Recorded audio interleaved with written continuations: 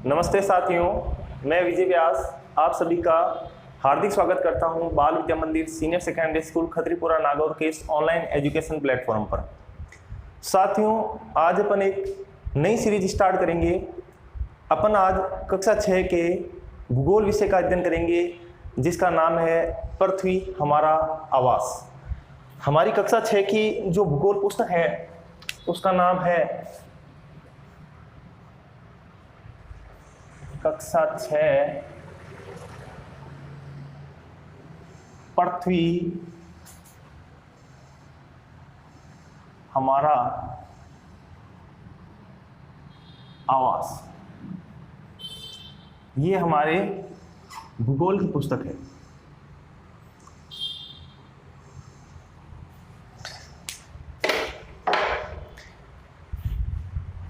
इसमें अपना पहला अध्याय रहेगा सौर मंडल में पृथ्वी।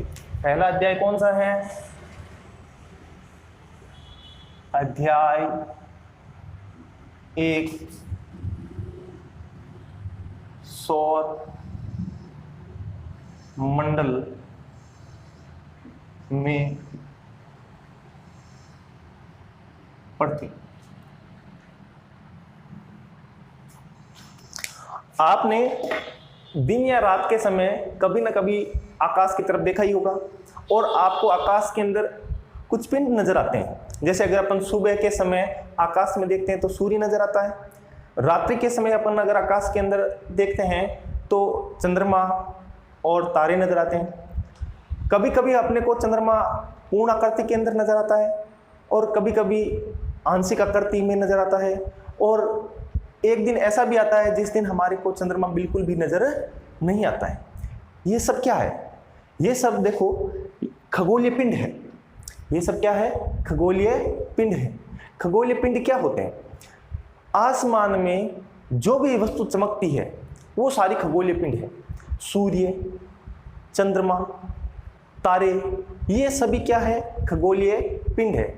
कुछ खगोलीय पिंड अपने प्रकाश से चमकते हैं और कुछ खगोलीय पिंड दूसरों के प्रकाश से चमकते हैं। जो अपने प्रकाश से चमकते हैं वो खगोलीय पिंड क्या कहलाते हैं? वो खगोलीय पिंड तारे कहलाते हैं। हाँ, बिल्कुल, सूर्य भी एक प्रकार का तारा है। आज सूर्य अपने नजदीक होने के कारण इसकी ऊष्मा बहुत अधिक है, इसलिए हमारे को ये ज्यादा चमकता हुआ दिखाई देता है।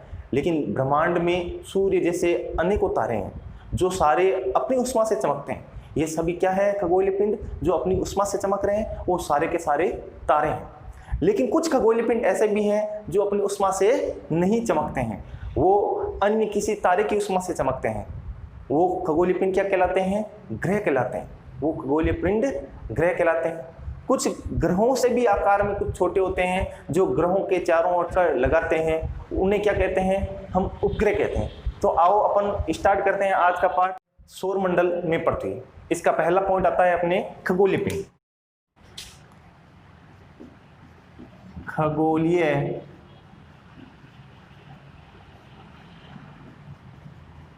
पिंड।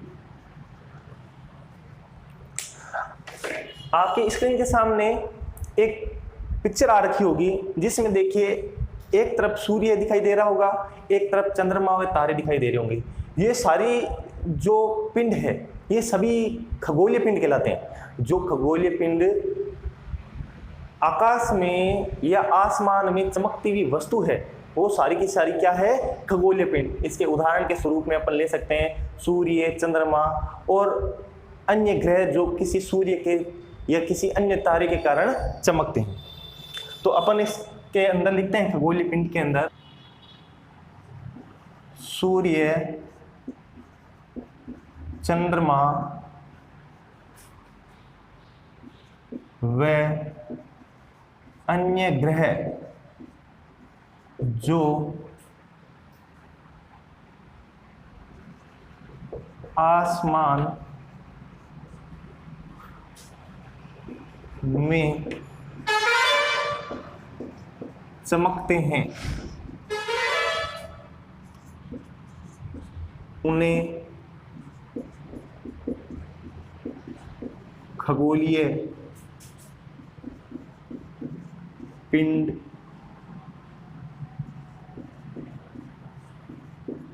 कहते हैं।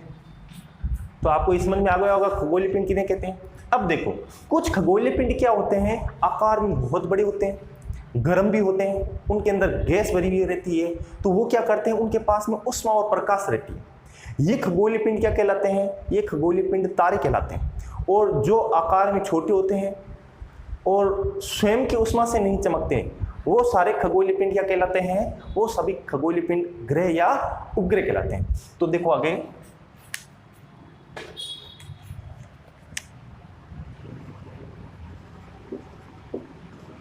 कुछ खगोलीय पिंड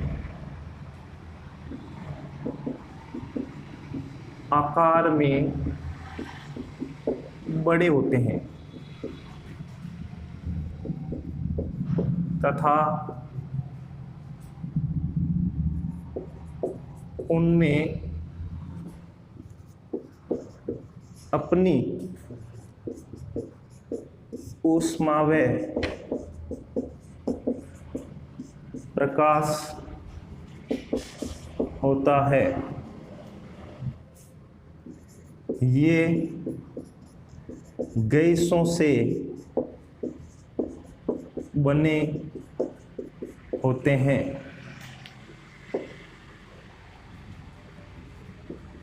इन्हें हम तारे कहते हैं। कुछ खगोलीय पिंड आकार में बड़े होते हैं, उनमें अपनी ऊष्मा व प्रकाश होता है, ये गैसों से बने होते हैं, इन्हें हम क्या कहते हैं, तारे कहते हैं। तो आप मेरे को बताओ, क्या ऐसा भी कोई तारा है जो अपने पृथ्वी के बहुत नजदीक है, वो हमारे को ऊष्मा भी देता है और प्रकाश भी देता है? हाँ, बिल्कुल सही आपने सोचा, सूर्य। तो एक सूर्य या सूरज जिन्हें अपन कहते हैं, ये भी एक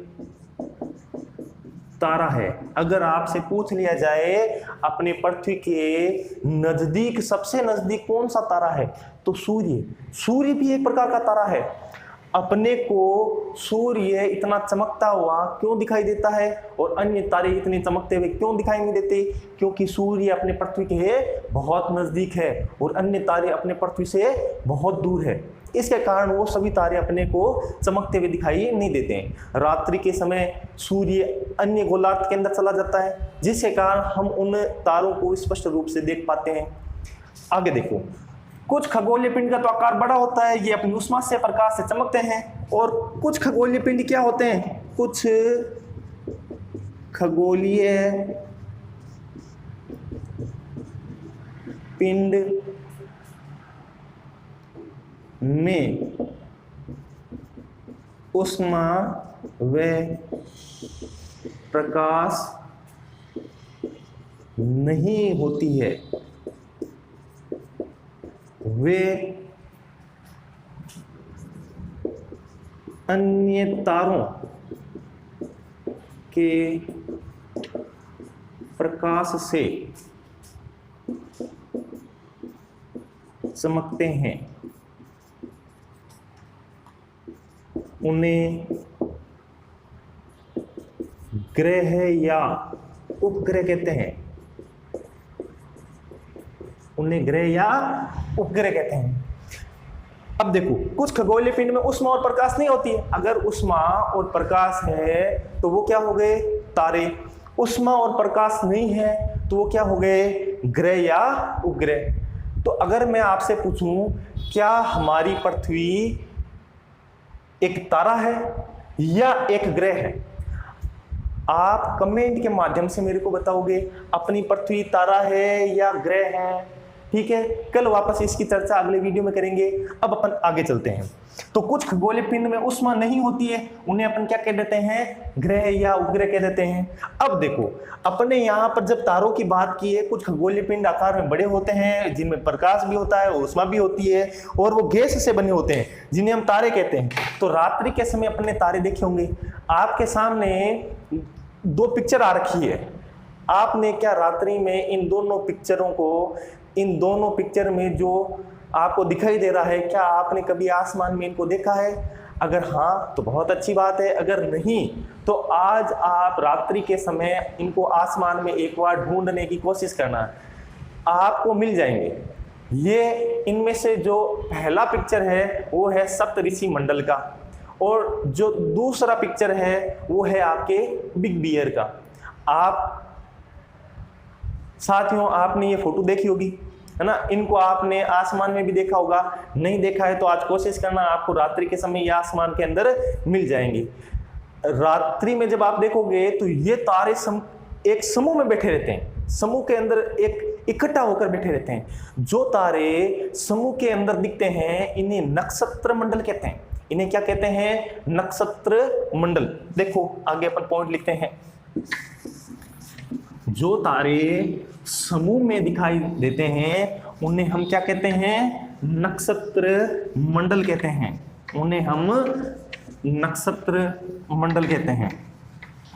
इन नक्षत्र मंडलों के दो उदाहरण कौन कौन से हो गए जो अभी आपने पिक्चर में देखे थे? पहली पिक्चर थी वो आपके सप्तऋषि मंडल की थी, और दूसरी पिक्चर थी वो आपके बिग बियर की थी। तो अपन लिखते हैं, दूसरा पॉइंट है अपना नक्षत्र मंडल। नक्षत्र मंडल की क्या परिभाषा हो जाएगी? रात्रि के समय आसमान में तारों के विभिन्न समूह देखने को मिलते हैं, इन्हें हम क्या कहते हैं? नक्षत्र मंडल कहते हैं। रात्रि में आसमान में तारों के विभिन्न समूह देखने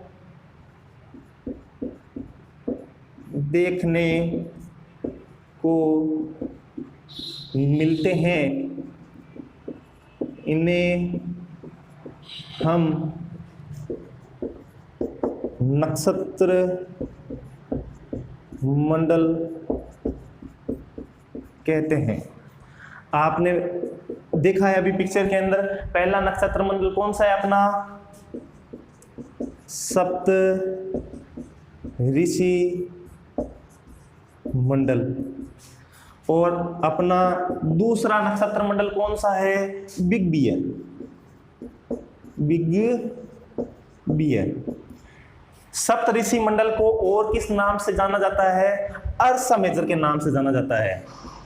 अर्सा मेजर, अर्सा मेजर के नाम से जाना जाता है। आज आप इनको आकाश में देखने की कोशिश करना, कल वापस सप्तऋषि मंडल और बिग बियर के बारे में अपन चर्चा करेंगे। तो आज के वीडियो में इतना ही, मिलते हैं अपन अगले वीडियो के अंदर, तब तक के लिए धन्यवाद।